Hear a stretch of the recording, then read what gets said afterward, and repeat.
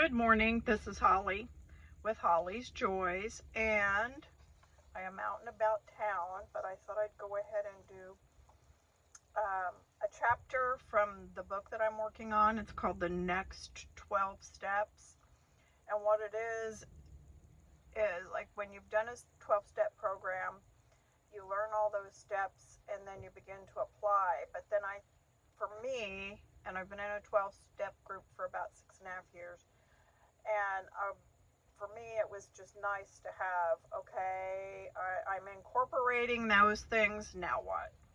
So that was the idea about writing the next 12 steps.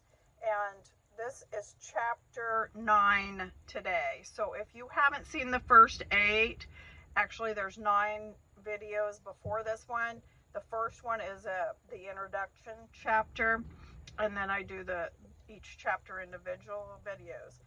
But if I were you, I would watch those first, just because they kind of build on each other. So here we go. Today's chapter is chapter 9, and it's kind regard. Kind regard. Today, I will have kind regard for my loved one who has the disease of addiction. I am a caring person, and I have kind regard for all life. I need help sorting out caring from doing. Kind regard. What does that really mean? Kind is a gentleness. I think we can all agree on that. When it comes to the word regard, regard means kind of respect, an affection, a protective interest. Defining kind regard in a different way is stretching our definitions, but in a way, I say we go for it and just see what happens. When writing a letter or an email or other correspondence and signing with kind regard, that is well-wishing without being overly familiar. So let's stretch that idea to include our loved ones who have the disease of addiction by extending them kind regard. I feel this is a perfect way of loving someone who is challenging my personal peace. I extend kindness and well wishes without inserting myself too personally. What I mean by not inserting myself too personally is not holding my opinion too hard about the way they live their life and about the choices that they choose in it. Hold any judgment that I have very lightly. I have found when I am able and willing to practice this light holding of opinion and judgment, I feel loads less emotional, and especially the negative emotions around that subject. Feeling less intense around my loved one has allowed me room to see things in a more positive way. Don't get me wrong. I'm not rubber stamping any bad behavior that violates my personal morals or ideals, but I have made room for others to walk their own walk without my over-intrusion. Become aware of being neutral of others' lives and their situations, and that is huge. This approach gives us all room for growth and change without the weight of criticism. Criticism, even perceived criticism, encourages stagnation and discourages desired change, even in yourself. Just turn it around and put yourself into the equation. Number 1, do you like it when others judge you and your decisions that you've made? Number 2, do you like it when others give you constant, unsolicited advice? Number 3, do you like it when others say, I told you so? 4, do you like it to be made to feel less than? 5, do you like it when others act as if you're a failure? 6, do you like it when others make you feel stupid? 7, do you like to be made to feel unable to make your own decisions? 8, do you like it when others belittle your life? 9, do you like it when others lord their abilities over you? 10, Do you like it when others act as if your behavior does not measure up? 11. Do you like it when others attempt to bully you into a decision you're not ready to make? 12. Do you think they have your best interest at heart when any of those above named items happen to you? After I have said all this, a reminder is in order. Remember, you are powerful in your own life, and others cannot make you feel any type of way. This is merely an exercise for the sake of understanding and to jog your memory about your loved one with the disease of addiction who most likely doesn't feel empowered in their own life. So these feelings around the above examples are most likely intense and sensitive. Raise your awareness is a gift, not only for them, but for you too. Now that you recognize some of the things that we've said and think are communicating anything but kind regard, how do we begin to change this habit of thinking and speaking? For me, it's a matter of recognition of what is and is not my business. When I feel compelled to give unsolicited advice because I feel I know better, that's a clue.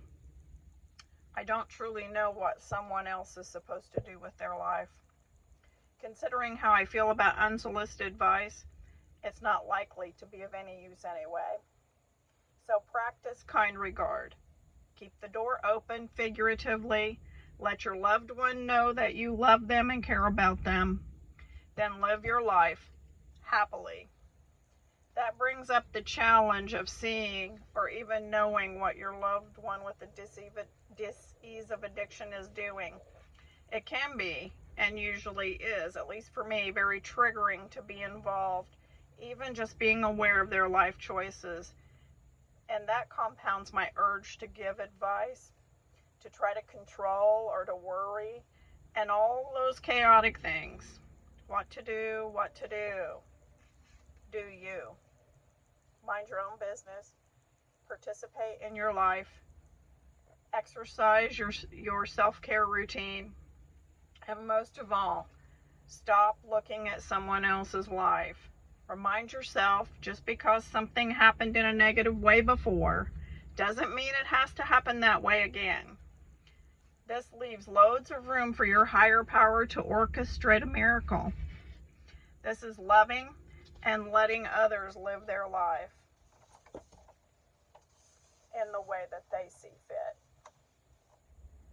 In my experience, my loved one does much better when I'm not full tilt in micromanaging mode. Try it out. Give yourself enough time to let that compulsive feeling to subside, even just a little bit. That's the time to decide if you're happier using this idea or not. We're in month 9, kind regard, and it's a critical month of reflection. Self-discovery is not always easy, but it is always worth it. You may find peace, joy, and happiness as you seek to experiment with this month's topic. Week 1. Just think about the definitions presented in this chapter. Chew on them for a little bit before heading into next week. So in week 2, begin to identify the areas you hold the tightness of a lot of judgment. Also notice when you are having a hard line opinion about someone else's life or the decisions that they make. Week 3, begin to alter the level of judgment and opinion about someone else's life and their choices. And week 4 is a review week. Number 1, be aware of the definition of kind regard. Number 2, reflect on the level of judgment that you have around sensitive topics. Number 3, be loving and patient, not only with yourself but others, especially your loved one with the disease of addiction. I have the disclaimer here. I am not a medical nor a mental health professional, but I am someone who struggled with relationships, especially with my loved one with the disease of addiction. what I have found while on my journey of self-discovery is amazing and has benefited my life experience, and I hope it helps you too. Notice that you're beginning to feel better about yourself when you are less judgmental and opinionated, especially concerning others. This leads to right in perfectly to our next topic of self-care. Let's delve into what it means and how do we do it. I'm so proud of you. You're doing it, making changes that benefit you, and you are growing personally. Hey, I appreciate you staying with me to the end of this video, and I hope that you got a couple of tips in there that might help. And I'll let you know when the book's published. It'll take a little bit of editing. We're just going through it the first time. So I appreciate you bearing with me. And please hit all the buttons. Like, share, comment, do all the things. Hit everything. And we'll talk to you soon with the next chapter, which is chapter 10. Looking forward to it, and we'll see you later. Bye.